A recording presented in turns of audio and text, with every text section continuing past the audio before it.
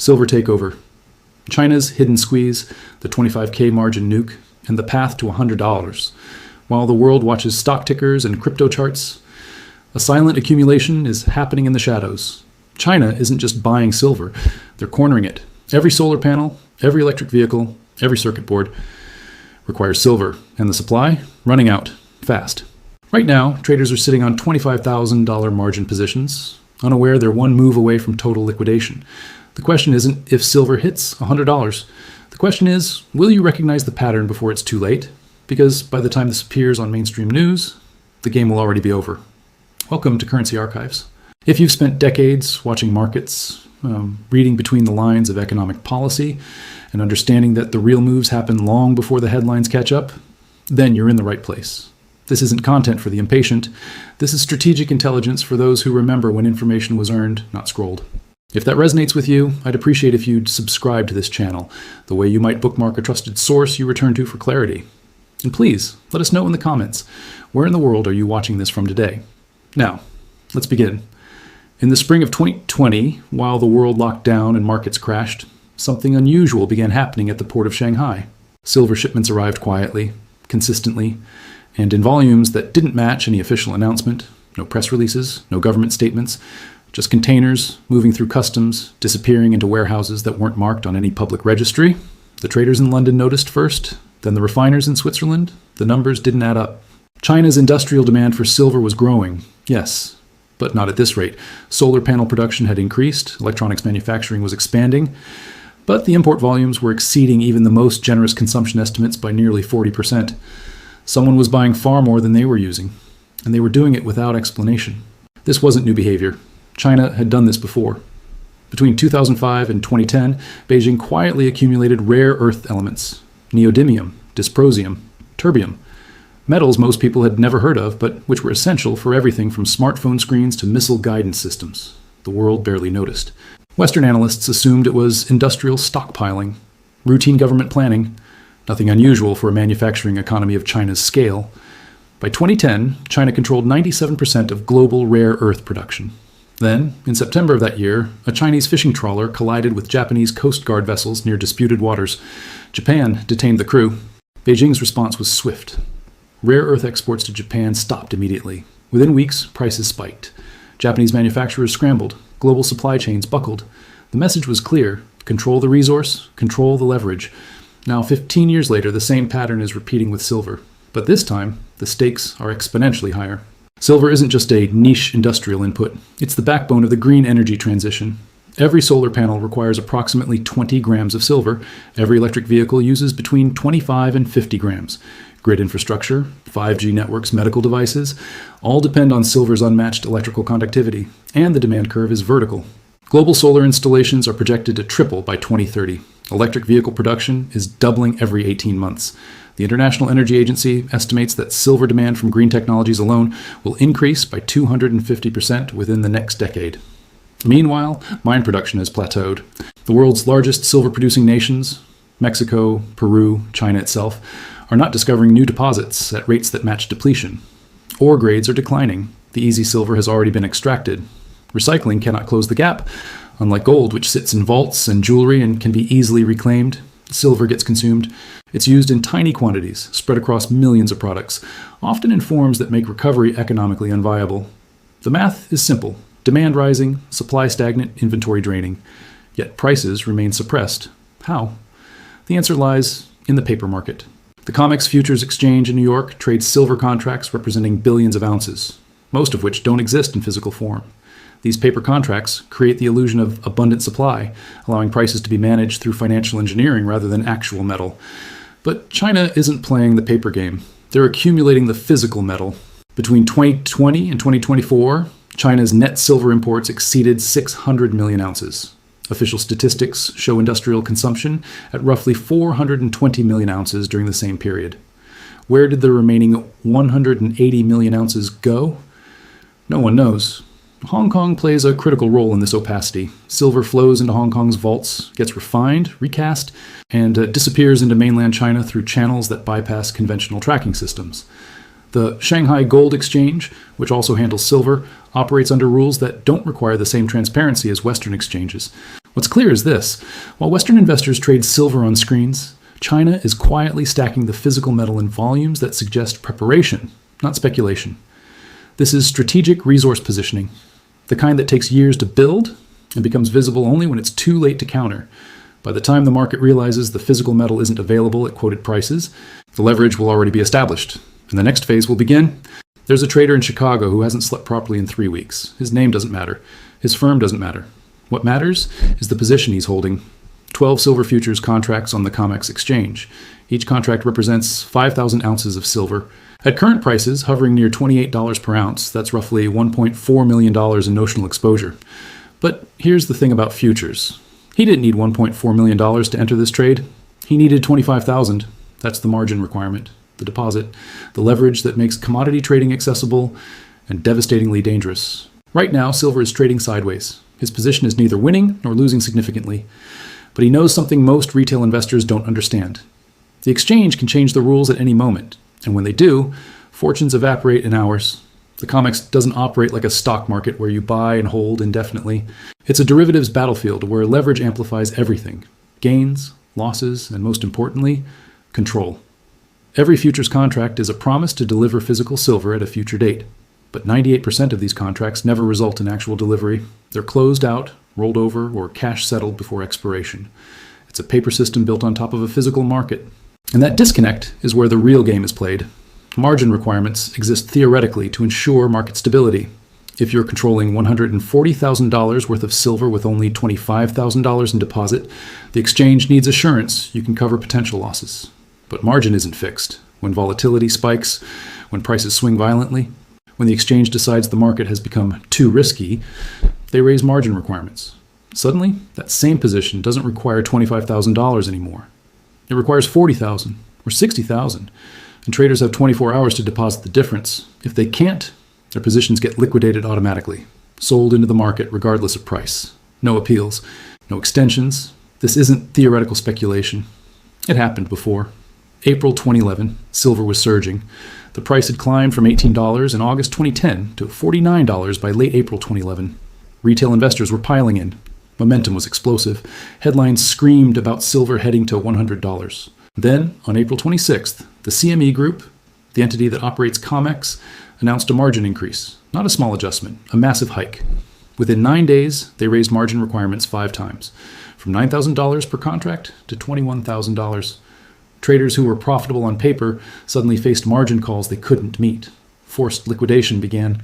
The price of silver dropped from $49 to $33 in 4 days, a 35% collapse. Not because of fundamentals, not because demand disappeared or supply flooded the market. Because the exchange changed the rules and shook out the leveraged positions. Meanwhile, those holding physical silver, unaffected. Chinese state entities with warehouses full of physical bars, unaffected. The margin mechanism punished paper speculators while rewarding those who understood the difference between ownership and speculation. Now, fast forward to today. Silver is trading in the high 20s. Margin requirements sit around $25,000 per contract. Leverage ratios are attractive. Retail interest is building again. The setup looks familiar. What happens when silver begins its next leg higher? When industrial demand tightens further? When investors realize the supply deficit isn't a future problem, but a present reality? The exchange will respond the same way they always do: margin hikes. And this time, the consequences will be more severe. Because the physical market is tighter than it was in 2011. Chinese accumulation has removed hundreds of millions of ounces from available supply. Industrial demand is structural, not speculative. When the next wave of margin calls hits, there won't be enough physical silver available to satisfy everyone trying to exit paper positions and secure actual metal. Premiums will explode. Delivery delays will extend from weeks to months.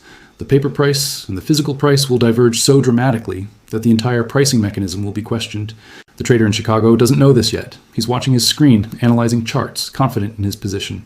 What he doesn't see is the systemic pressure building beneath the surface. The COMEX holds roughly 300 million ounces of registered silver, metal available for delivery, but outstanding contracts represent claims on over 1 billion ounces. The ratio is 3 to 1. As long as most traders settle in cash, the system functions. But if even 20% of contract holders demand physical delivery, the system breaks. And those holding the $25,000 margin positions, they'll be the first to be wiped out. Not because they were wrong about silver's direction, but because they underestimated who controls the mechanism. There's a mine in Peru that used to produce 12 million ounces of silver annually. 20 years ago, miners would drill down 800 feet and hit ore grades of 400 ounces per ton. Rich, concentrated, profitable. Today, those same miners drill twice as deep, work twice as hard, and extract ore that yields barely 150 ounces per ton. The silver is still there, but it's diluted, scattered, harder to justify economically. And this isn't just happening in Peru, it's happening everywhere. Mexico, the world's largest silver producer, has seen average ore grades decline by 40% since 2005. New discoveries aren't replacing depleted reserves. Exploration budgets have been slashed because silver prices haven't incentivized major investment in decades. The global mining industry is running on deposits discovered 30, 40, sometimes 50 years ago. And those deposits are running out, yet the world is consuming more silver than ever before. Here's where the mathematics becomes unavoidable. In 2010, global silver demand sat around 870 million ounces annually. Industrial use, jewelry, investment, everything combined. By 2024, demand exceeded 1.2 billion ounces. That's a 40% increase in 14 years. But mine production? It grew only 8% during the same period. The gap isn't closing, it's widening. And the biggest driver of this surge hasn't even reached full acceleration yet.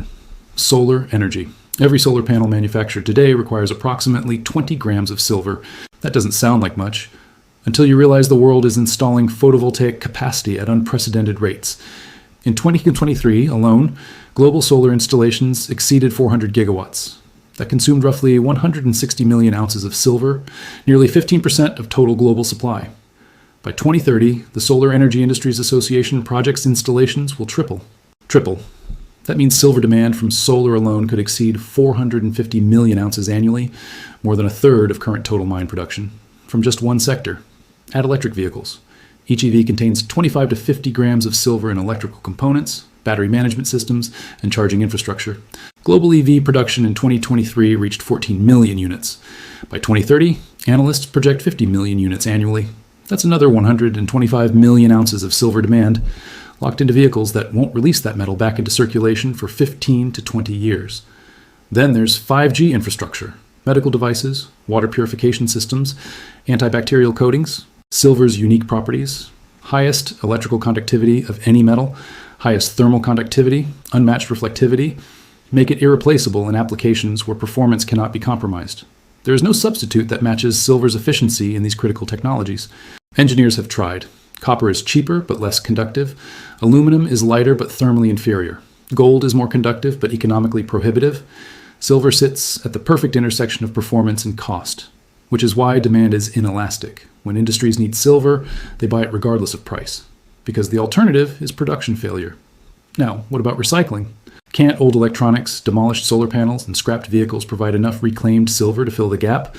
The numbers say no. Currently, recycling recovers approximately 180 million ounces of silver annually. That sounds substantial. Until compared against 1.2 billion ounces of total demand, it covers barely 15%. And here's the structural problem. Silver used in electronics and solar panels is dispersed in tiny quantities across millions of individual products. Recovering it requires complex, energy-intensive processes that often cost more than the silver is worth. Unlike gold, which sits in vaults and jewelry in large, easily recoverable forms, silver gets consumed in applications where retrieval is economically unviable. A solar panel might contain 20 grams of silver, but dismantling, transporting, and chemically extracting that silver from the silicon and glass often costs more than buying newly mined metal. So it doesn't get recycled, it gets landfilled. Silver investment demand adds another layer of pressure. In 2020, when inflation fears emerged and central banks began printing unprecedented amounts of currency, silver investment demand spiked. Mints worldwide couldn't keep up with coin orders. Premiums on physical silver bars surged to $8 over spot price. That was temporary panic buying. Imagine what happens when institutional investors, pension funds, sovereign wealth funds, endowments begin allocating even 1% of portfolios to physical silver as an inflation hedge. The available supply would vanish in months. So here's the mathematical reality. Annual mine production, approximately 830 million ounces. Annual demand, 1.2 billion ounces. Deficit, 370 million ounces, covered currently by above-ground stockpiles, recycling, and liquidation of existing holdings. But those stockpiles are finite. The Silver Institute estimates that identifiable above-ground silver inventories have declined by 40% since 2020.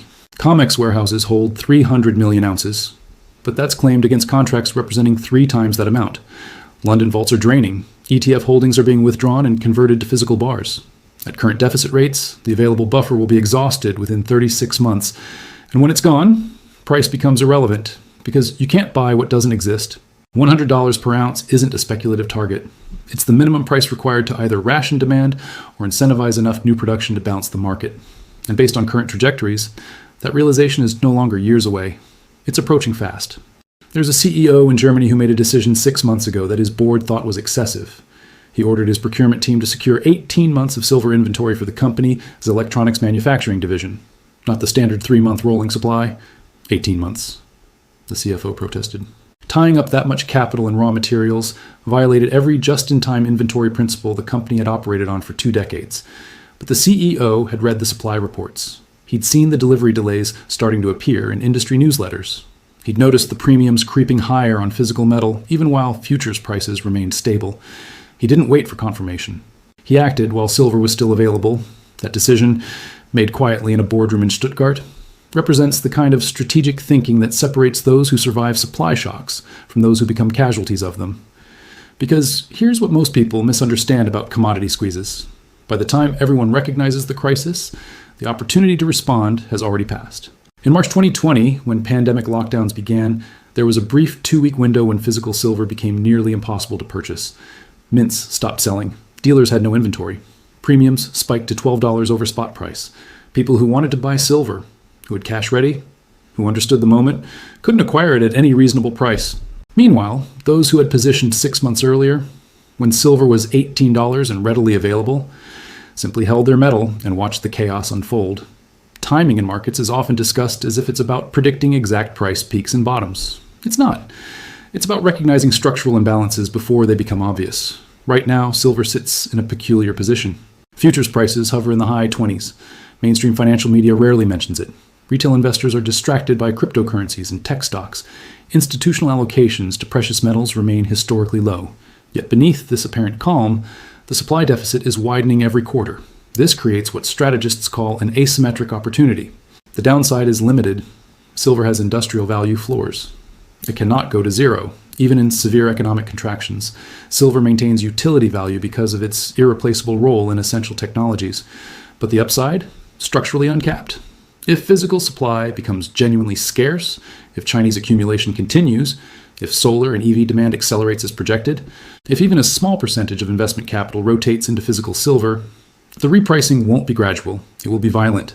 This is where the distinction between paper and physical becomes critical. Silver ETFs, exchange-traded funds that claim to hold physical silver, offer convenience and liquidity. You can buy and sell with a click. But during supply stress events, when everyone tries to exit simultaneously, liquidity disappears. The 2020 premium spike proved this. ETF shares traded near spot price, while actual physical silver commanded $8 to $12 premiums. The paper market and the physical market diverged completely. Those holding ETF shares couldn't convert them to physical metal. Redemption mechanisms broke down. Delivery queues extended for months. Meanwhile, those holding physical coins and bars had immediate access to the actual asset. This isn't an argument against all paper instruments. It's a recognition that, in crisis moments, possession trumps contracts. For businesses dependent on silver inputs, the calculus is even more urgent. Electronics manufacturers, solar panel producers, medical device companies all face the same risk. If silver becomes genuinely scarce or prices spike to $100 per ounce, production costs explode. Margins evaporate. Contracts with clients become unprofitable. The German CEO understood this. His 18-month inventory buffer isn't speculation, it's operational insurance. It ensures his production lines continue running while competitors scramble for supply at inflated prices. In 2021, when palladium prices spiked from $1,500 to $3,000 in 18 months, automotive manufacturers who hadn't secured long-term supply agreements faced brutal choices: halt production, accept massive losses, or pay whatever the market demanded. Those who had locked in contracts at lower prices months earlier maintained profitability while competitors bled. Silver is approaching a similar inflection point. The question facing decision makers isn't whether to act, it's whether they'll act before scarcity becomes apparent or after. Portfolio managers face parallel considerations. Traditional allocation models suggest 1 to 3% in precious metals for risk management, but those models were built in eras when supply-demand fundamentals didn't show 300 million ounce annual deficits. The 1970s oil crisis provides instructive precedent. In 1973, oil traded at $3 per barrel. Supply seemed abundant. Demand was growing but manageable. Then, geopolitical disruption exposed how tight physical markets had become.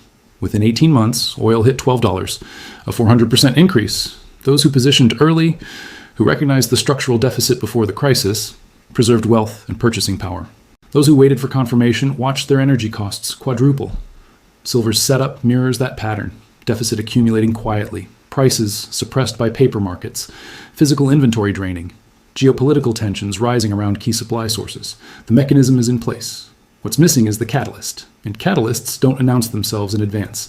They arrive suddenly, often triggered by events that seem unrelated at first: a mining accident that shuts down a major producer, a policy shift that accelerates green energy mandates, a currency crisis that drives safe haven demand. Any of these could be the spark. The strategically positioned won't need to react when it happens. They'll already be holding the asset everyone else is suddenly desperate to acquire. This isn't a prediction, it's pattern recognition. China accumulated rare earths quietly until they controlled the market. They're accumulating silver quietly, following the same playbook. The margin mechanism is established, ready to shake out leveraged paper traders. The supply deficit is mathematical, widening every quarter. The path to $100 isn't speculative hope, it's structural probability. And those who understand the difference will be positioned long before the crowd realizes what's happening. The question isn't whether this unfolds. The question is whether you'll recognize the pattern before the opportunity closes.